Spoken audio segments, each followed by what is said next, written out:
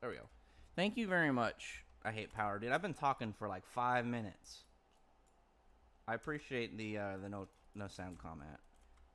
I don't know why. It must have been when I unplugged my mic like a week ago or something, and then it just decided not to go back up. Appreciate it, like I said. I didn't want to be like an hour in or something, because I was about to be like, yeah, we'll start getting ready to prep up for the chapter and stuff in a few minutes, because the chapter should be out in about 10 minutes. But man, everything I was talking about. So I was talking about generally with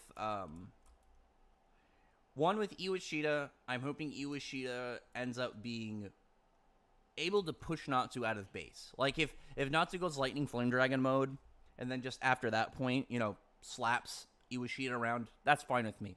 But I like the idea that the baseline of where these guys are gonna sit, like again, the weakest person being above base Natsu would, because that's not even like a crazy amount. That's just a pretty good starting bar if that's where the weakest people are, which again I think would be pretty sweet. But Iwashita, I'm just hoping that I'm hoping that he just isn't fodder. His design is cool.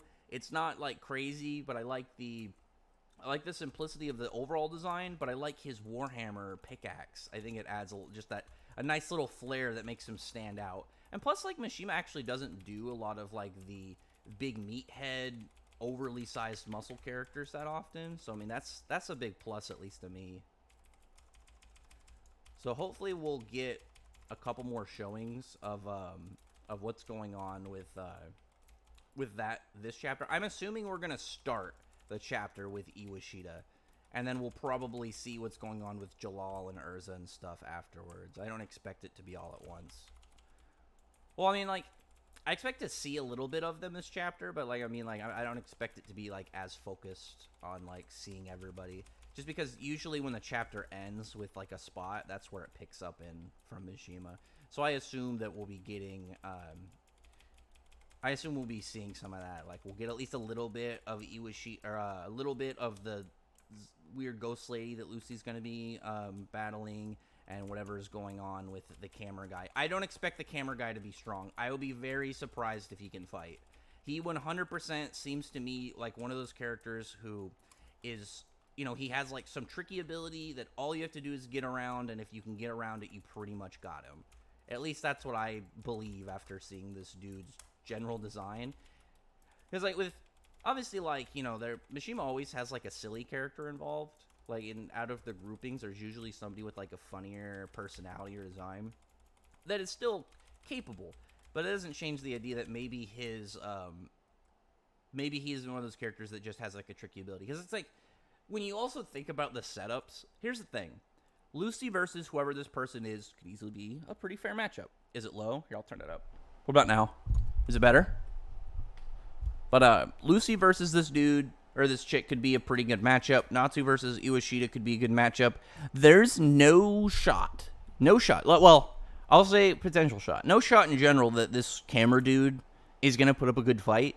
Unless he has some ability that is like really situational. Like, oh, because I took a picture of you guys, I can make a copy of you or something with the same powers. Or something like that. Or at least like the same level where it's like, okay, now these guys are actually going to, have some people to be battling against.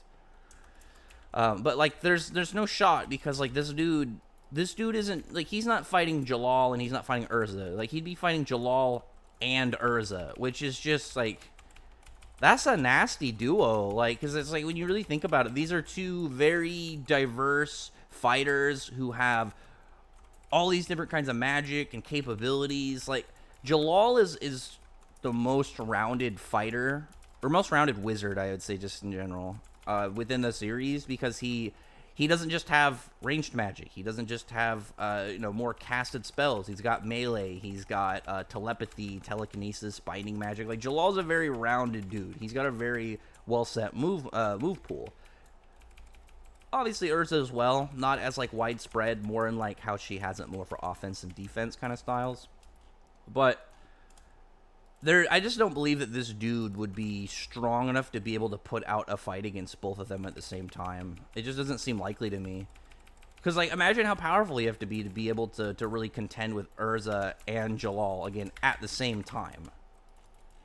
It's like, what are you going to do? Because it's like, not only is it their powers, at the same time, you also have to deal with the idea of something like a unison raid, to where they could just get like a multiplier on top of their already existent power, and just make that even more ridiculous. Like, I just don't see it. Let me 1 second. I had just enough time to get a PvP match in WoW, so I'm trying to do this real fast while I'm. But it's like, also the server is shutting down in like 6 minutes, but we've got 2 more rounds after this, and I'm just trying to get it finished.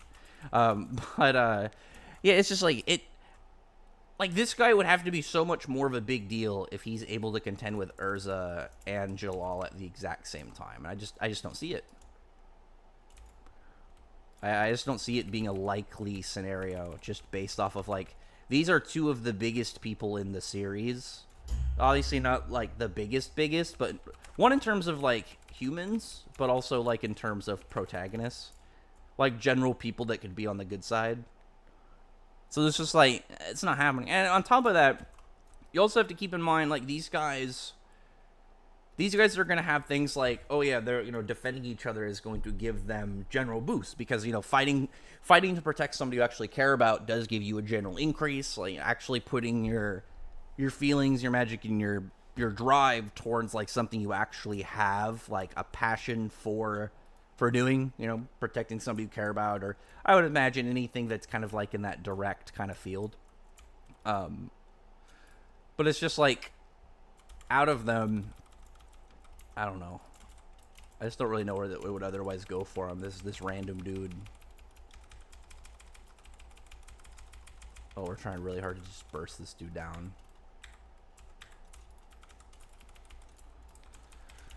Let me see. Which fairy tale members know about Natsu being E and D? Gray, Urza, not Urza. Gray, Lucy, and Happy, as far as we know.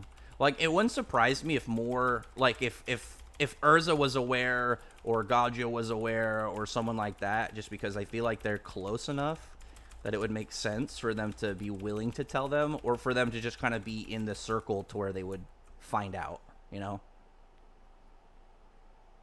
So it's not like, I don't assume it's a fairy tale known thing. Like, I assume that the extent is, like, pretty much the inner circle. Like, it wouldn't surprise me if, if Urza and Gajil knew, but it wouldn't also surprise me if they didn't know, because, like, why would they just tell them?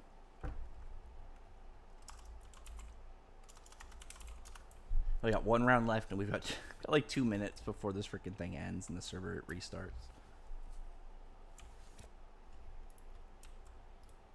We're on it, running fast. I would be very curious to know, it's like, once we get to a point where that would be more relevant to, like, more people know about, obviously, E&D, but at the same time, I'm just trying to think of like, who would even really be that knowledgeable? Oh, cool, somebody just straight died. That's fine. Like, who would really be that knowledgeable for it to matter out of them? Like, is there anybody that would really have that much of a general reaction other than just, like, being surprised that that's Natsu? That's just my opinion, though. It's just, I don't know. I feel like with them, there's not... Gray's the one that would obviously have more of a plot reason for it, but, like, other than him, who would have that much of a general reaction? Because it's like, Urza, like, even if you put, like, obviously Urza having connections to Zareth, obviously not directly, but more in the scale of where her story and Zareth's story and all those connect. But besides that, it's like, I don't think she would care. So it's really kind of difficult to say, like, where it would really go.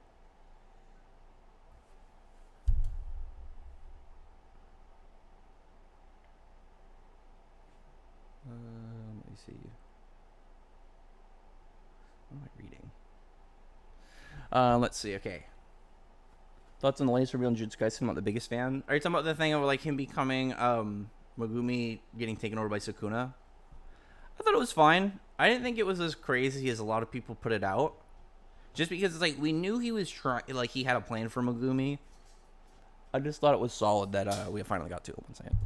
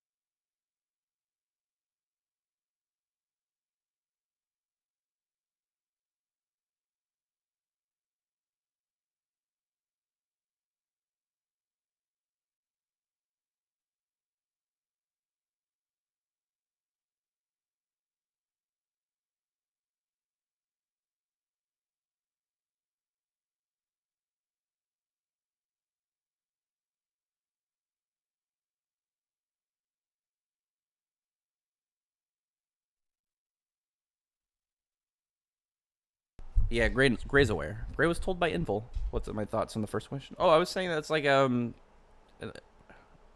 not have been able to hear. Maybe it was too low. Not the people that know for sure are Happy, Gray, and Lucy.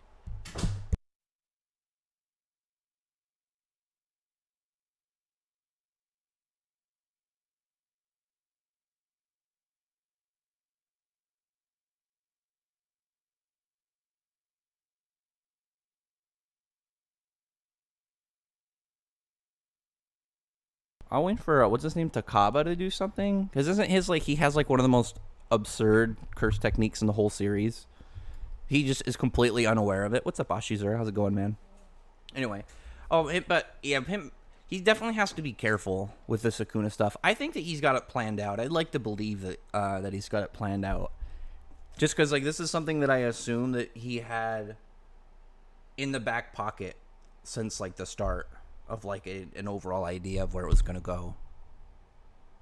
Like maybe this is close to when Gojo gets out. It depends on how it goes for sure. My gut cut off. Can you hear it now though? The chapter's out. I'm gonna be doing the same normal stuff. I'm gonna read the new chapter, and while reading the new chapter, I'm not gonna read any comments until after I finish, because just in case if anybody decides to be froggy and post spoilers or anything. Let's see. We got a Minerva thumbnail. Let's see what's on the cover. Cover. Oh no, this is gonna cause some stir.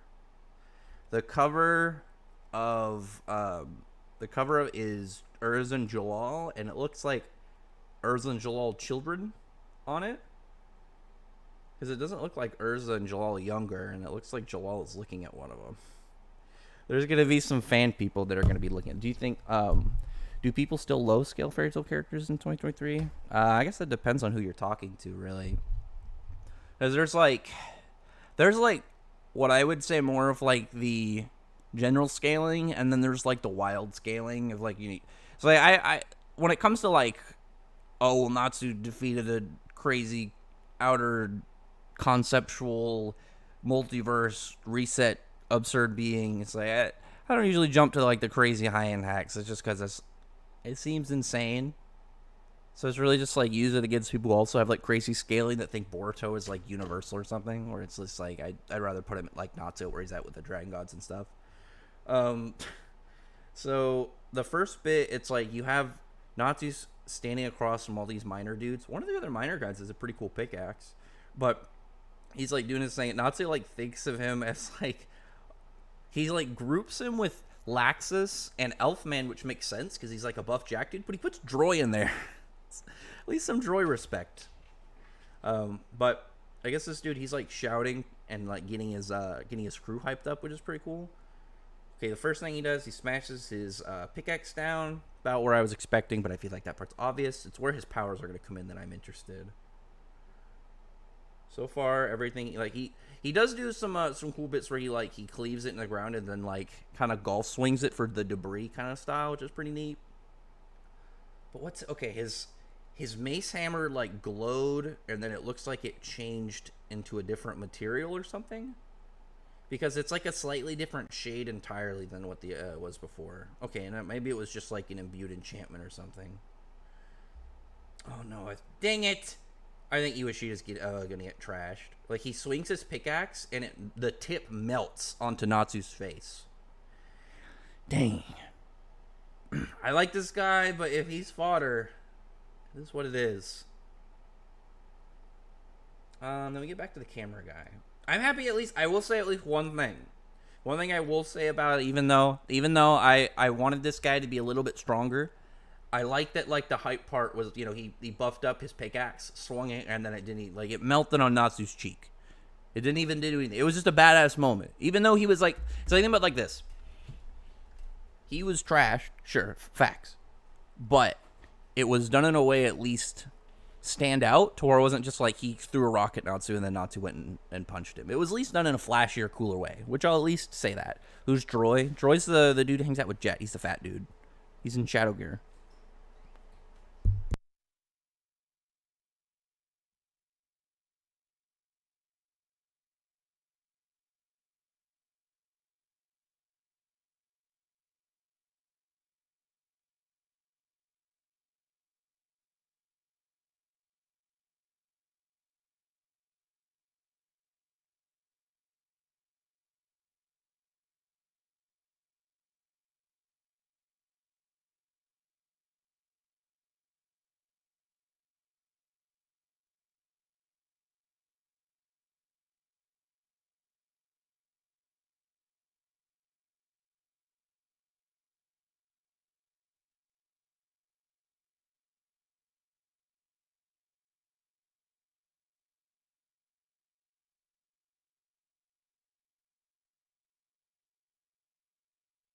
Check my mic. Is my mic loud enough? Let me see. It looks like it's good. Let me pull it through the stream really fast. I'm going to turn the volume on. I had to silence it for a second. Ooh, sounds good. Like, people think Natsu couldn't beat Ace because of his devil fruit, forgetting how Ace got a hole. I mean, that's because a lot of that comes down to One Piece people not being aware of how powers also work. Like, Slayers can touch their element. How's the... Oh, no, I muted it for a second. Let me see if the sound is back. Okay. I had to mute it real quick. But let me see. Like I said, I'm sad that Iwashita got trashed. That is a fact. I was hoping he'd be a little stronger. Mishima always does this whenever we get these like big, bulky meathead characters. He always has them get thrashed.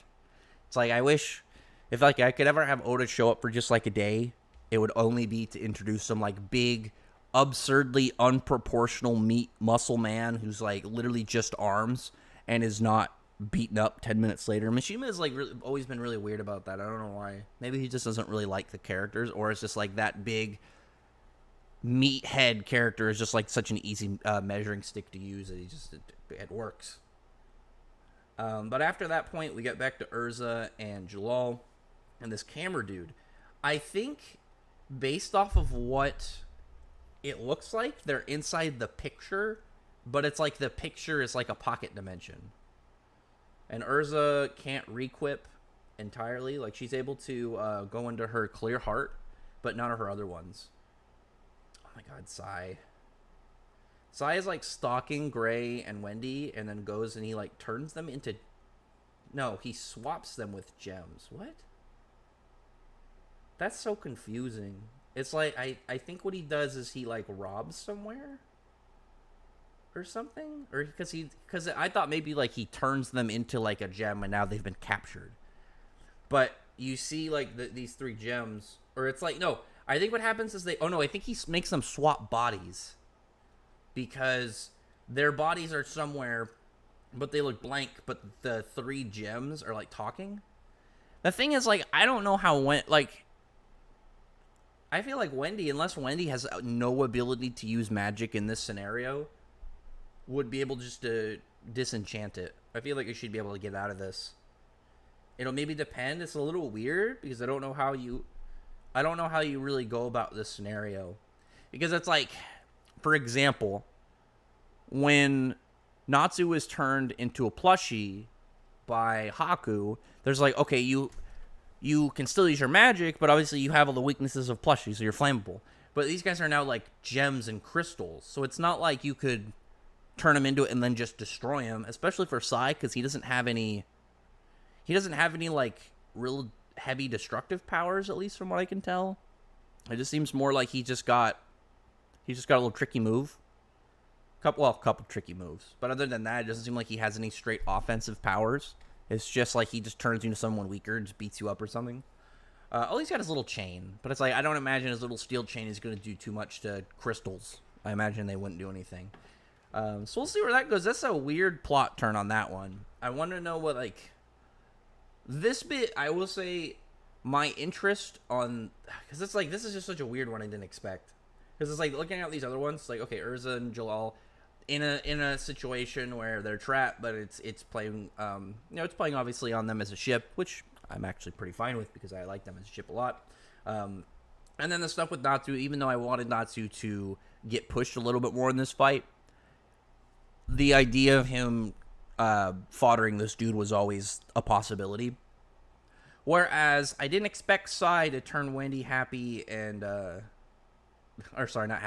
Carla and Gray into gems, which is, again, strange. I want to see where this one goes because, like I said, I just didn't expect this one, and I have no idea what. Like, is he going to go trade them? Is he going to go talk to him?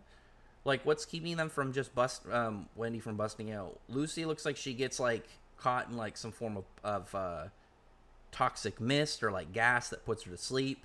And then at that point at the end, Natsu is, like, the only Fairy Tail member back at where they're staying. The rest is with Sabertooth. And now they're going to have to start moving out and actually figuring out, what they're going to be doing.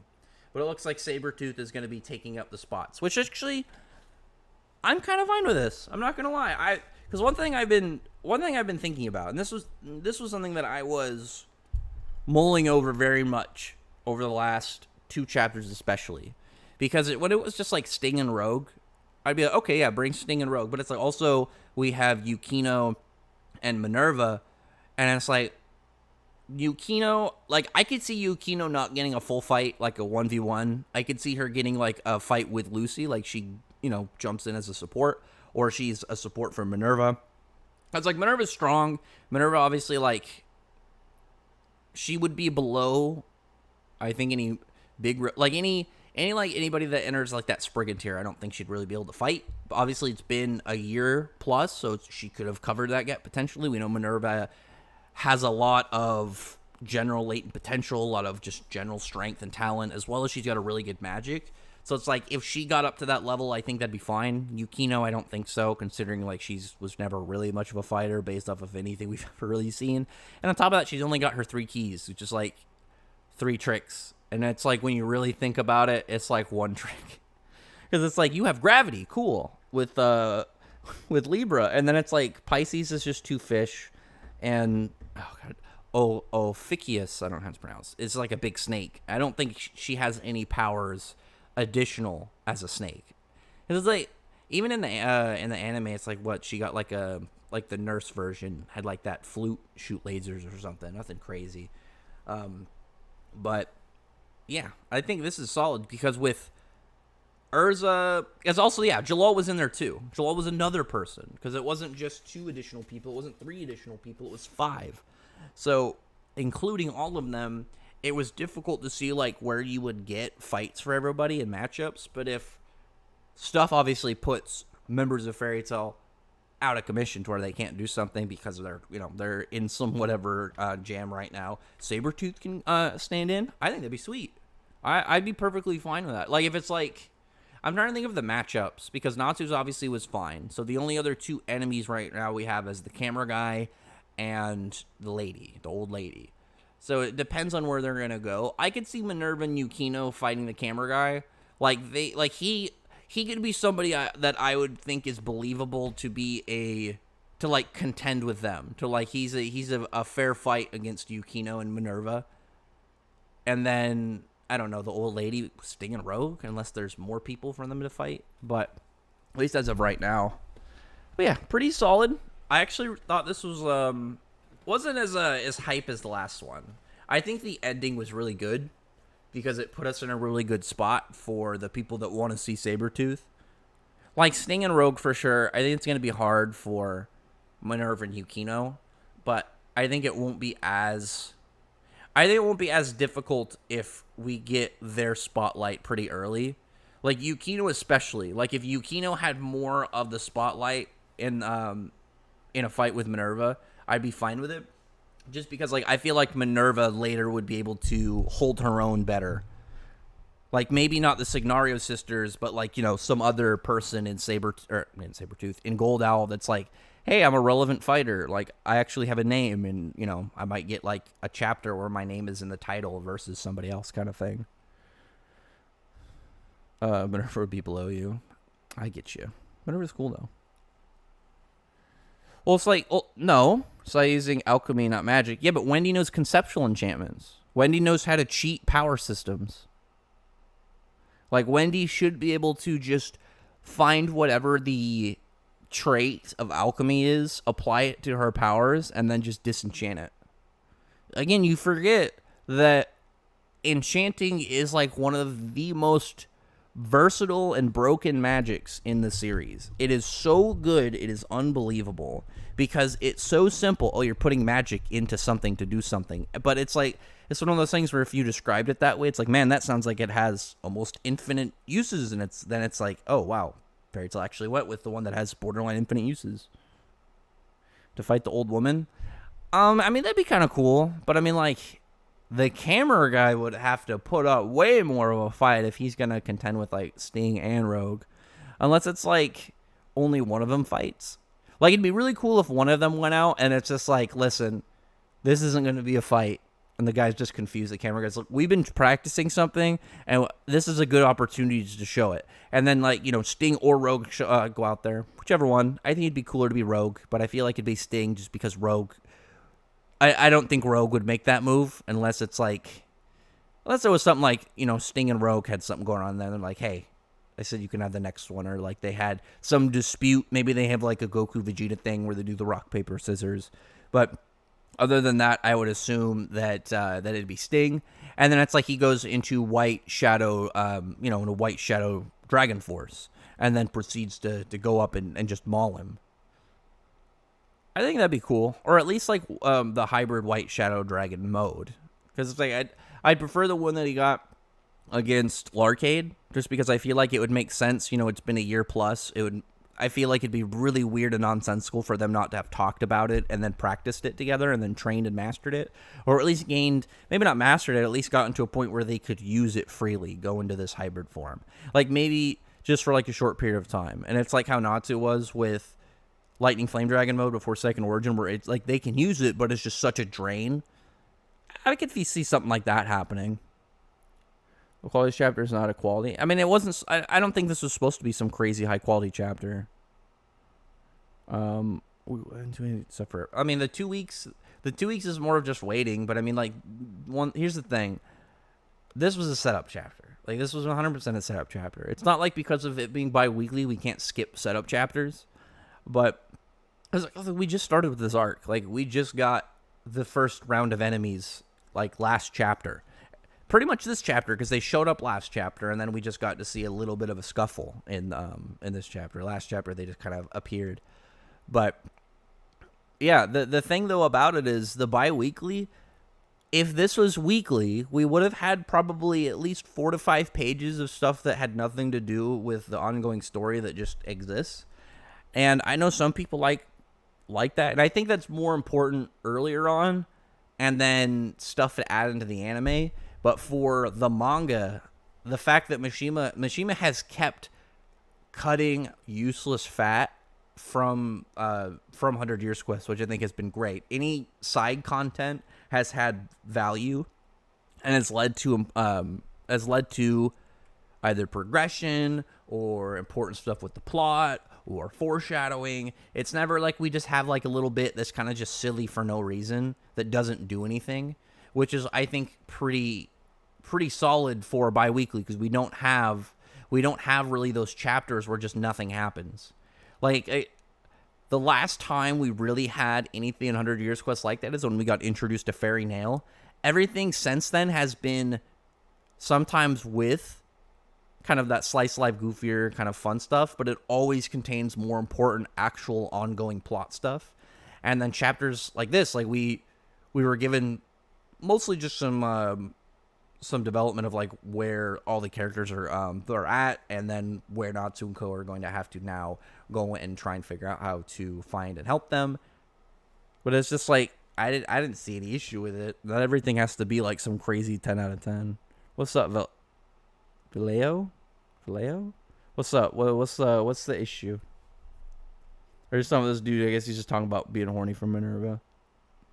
Right now is the only chapter to be fillerish. Yeah, because the thing about the Fairy Nail chapters is they would, you know, you would pick them up and they would go down all within the span of being within just like the Fairy Nail bits. And like we got after it like some stuff with Juvia, which was solid and good, but that was after. Like the stuff with Juvina and Gray, like that was, again, good, but that took what, like a chapter and a half in, and it was only, it was stuff that could have been solved so much faster, kind of thing, you know?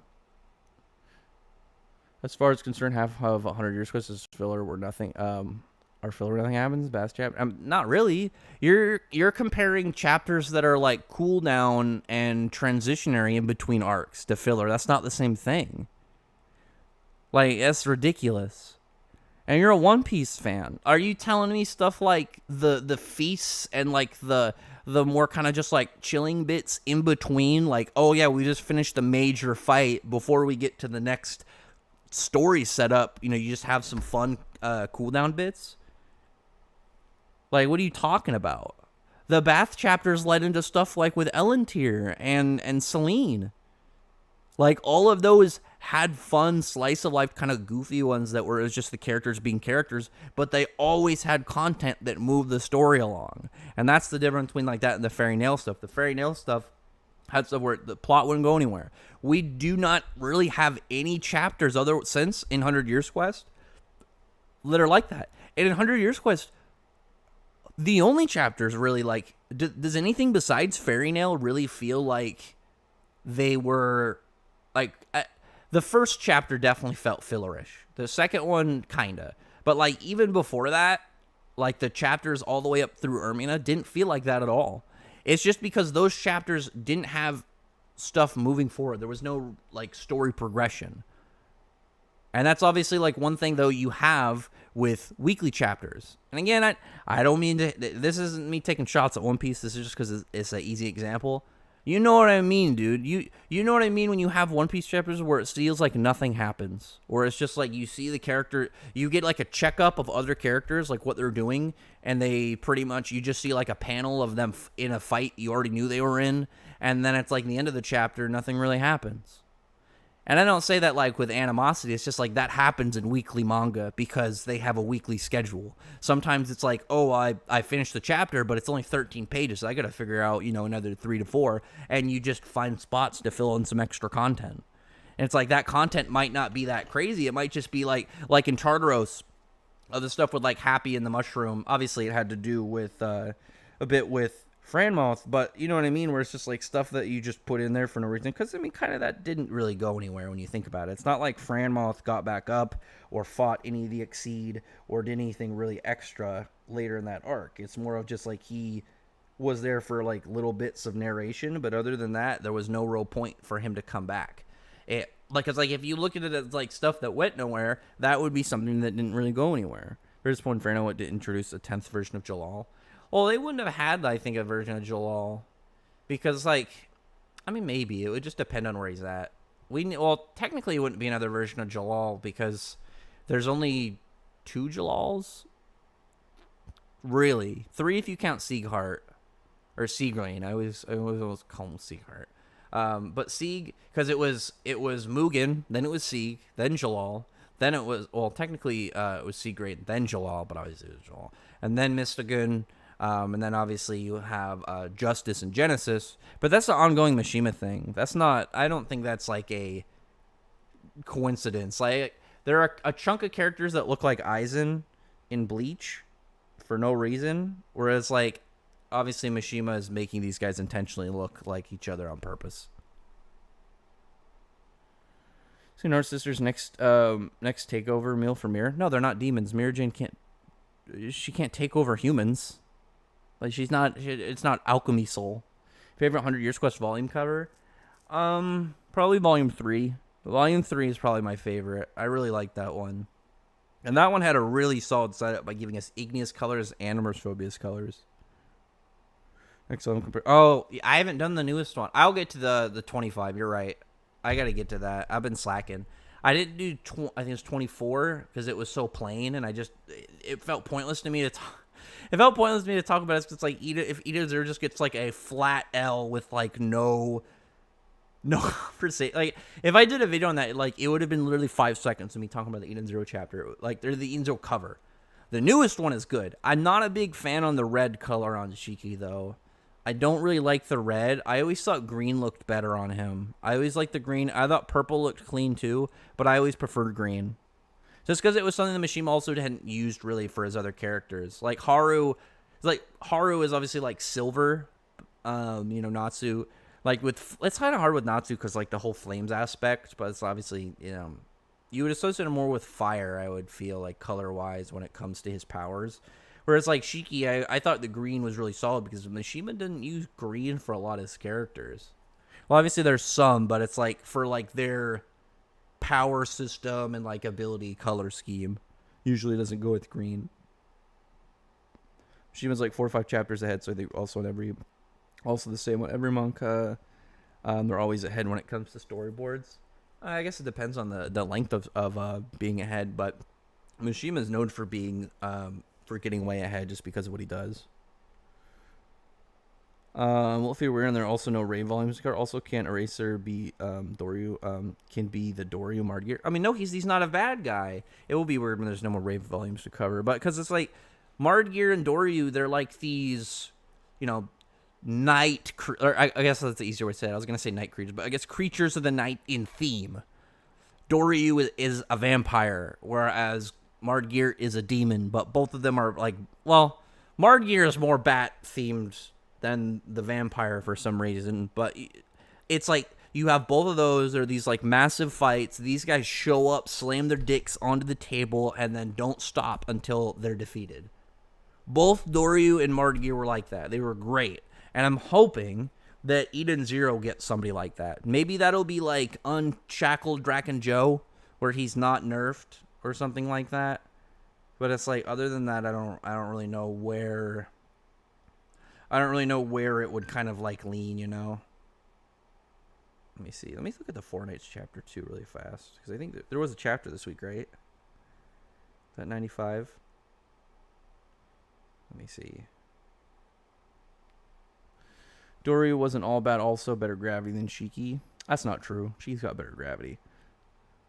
Alright, but Urza, Minerva, and Misaki versus Gold Owl Girls. I mean, that'd be cool. I mean, like, yeah, if you have them all with it. But I mean, it's like, if you... It's hard because, like, you look at, like, Misaki and Urza, and it's like, yes.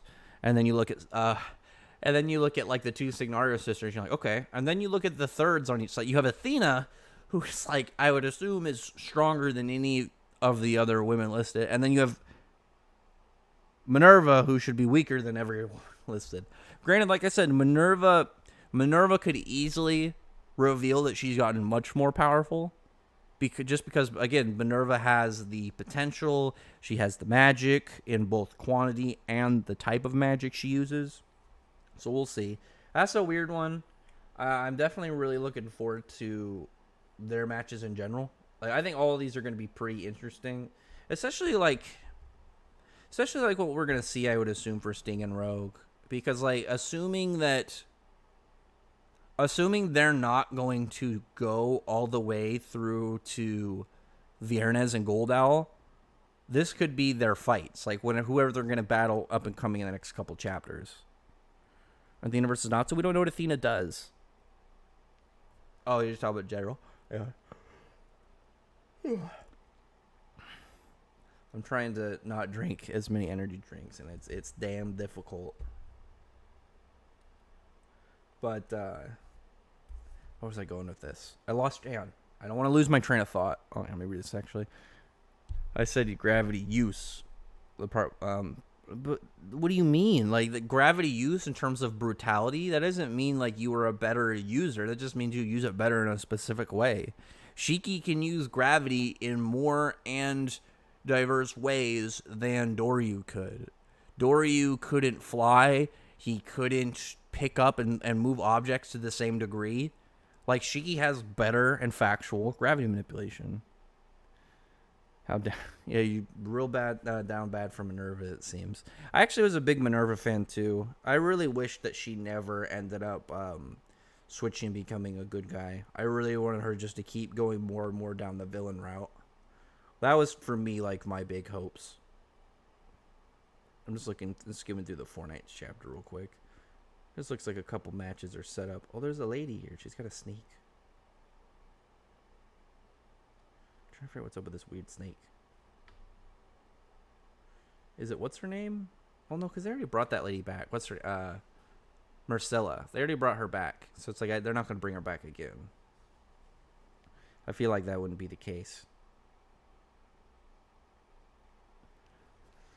So you probably became stronger because ain't no way you would bring them against Guild Arts. Oh, no. So these guys aren't Guild Arts or Zeref level. Absolutely not. Like, well, can't say like... Obviously, we're talking about the relevant Guild Arts. We're talking about 100-year post-Alvarez Guild Arts. But they don't have to be up against them. They could be... No. Oh, hang on.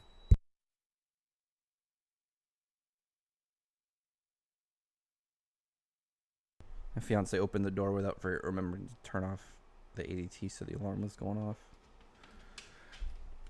off.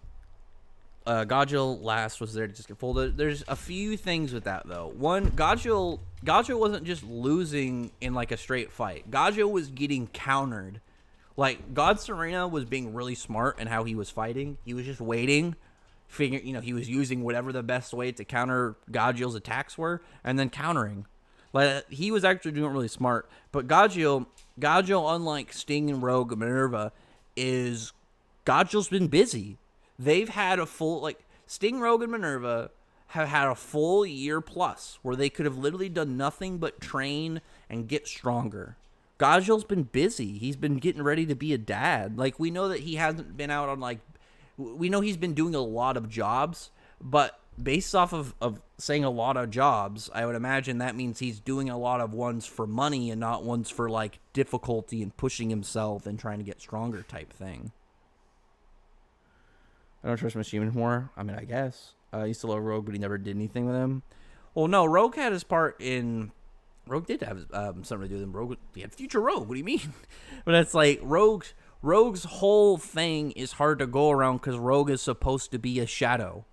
He's not supposed to have a lot of dialogue. He's not supposed to have, a ton of standout stuff. He's supposed to be there when Sting is there because the whole idea is that he's supposed to be the shadow and Sting is the light. That's why that he's usually right adjacent, a step behind Sting. They have the whole character dynamic. It wouldn't make sense for Rogue just to become some super outward guy all of a sudden. Except with Frosh. Well, we know that's because Frosh. How come Arcade 20 Magic affected Rogue, but not Rizman himself Sting? Affected everybody. Well, everybody not named, the Virgin people. But Sting has ways of countering light and holy based magic too. Where is Irene compared on the scale of Gold Down Girls? I would assume that she is weaker than Athena, but she is stronger than the Signaria sisters. How many White Lobsters do you want to bet Gold Owl has the Aquarius key? I mean, it wouldn't surprise me if somebody had it, but it's why though? The Aquarius key... the only way I can see the Aquarius key, being brought up is if it was somehow mined or used somehow in, a larger scale thing where they're we didn't get one of the Dogra chords, but we found this other powerful magic that might be able to help us. They get one of the keys, and it's instead of getting more... dragon slang power, she'll get an ability to cross space, and then maybe she can fight Celine with that because the keys let you do spatial magic that connects to a different dimension, kind of things. Haku and Money versus God Serena. Haku and Money combined, I think it would be fine against God Serena, no problem. And it's it's hard to say with Haku because we haven't seen Haku serious actually going all out, but Haku should be able to body God Serena. I don't think it'll be much of a problem. The thing about Viernes is, though, we don't know if Viernes is gold as the element, the metal, or gold as in, a magical combination. Kind of like how white magic, or white dragon magic is light and holy. It's not one or the other. It's two different attributes at the same time. But I don't think it being made out of gold means that they have to be the ones to get it. I think it's possible because it seems like the alchemists do more trade. It seems like I would assume that they would probably have more connections. It's under my, again, this is an assumption. I would assume that the guilds, the alchemist guilds would have more communications with each other in case they need something, since it's not as free form as magic because you need the materials to perform alchemy. So it's having a good trade, relationship with other guilds. I feel like is more beneficial. Where it's having good trade relationships between wizard guilds. I don't think would be that useful. With obviously with stuff getting into the Sabertooth library is one thing, but that has more to do with specific character relations versus in general. It's not like they would gain anything if Fairy Tail's man, we should be friends with Twilight Ogre. Can he eat her moonblades? If they're at a level where he could, but I think it'd be one of those things where they'd just be like way too powerful for him to do anything about. I feel like he would try and it'd just be too much energy and it would just fuck him up. Like for him, it'd be like biting down on a grenade. No, I think it'd just be pretty rough. I gotta go clean it a little bit. Ugh.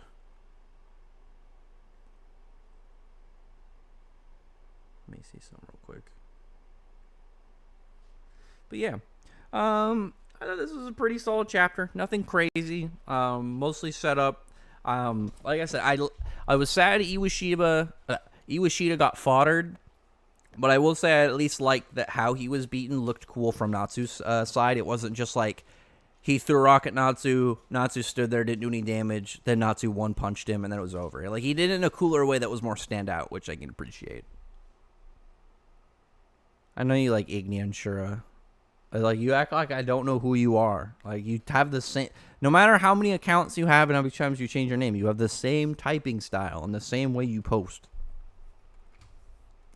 But anyway, yeah, I think this is pretty good. I think it's a pretty solid chapter. Pretty fun, enjoyable, nice setup, and gives us a good reason of why to actually have the belief that Sabertooth members are going to participate and put out some stuff. Out of them, I honestly want to see Sting and Rogue just because it's like it's been a long time since we saw Sting and Rogue. Because, like, think about this. We haven't really seen Sting and Rogue do anything since the Acnologia fight, which in the manga was, what, 2016? 2017? Lava Slayer? I mean, I don't think he does a lot of, like, direct related elements. Because I feel like a Lava Dragon Slayer, you wouldn't be able to put him against Natsu because it would just be Zenkro versus Natsu all over again. Or, like, one of them would have to get trashed. I don't want that. A Lava Dragon Slayer would be cool, though, but I feel like Natsu's already got, like, the whole heat thing covered.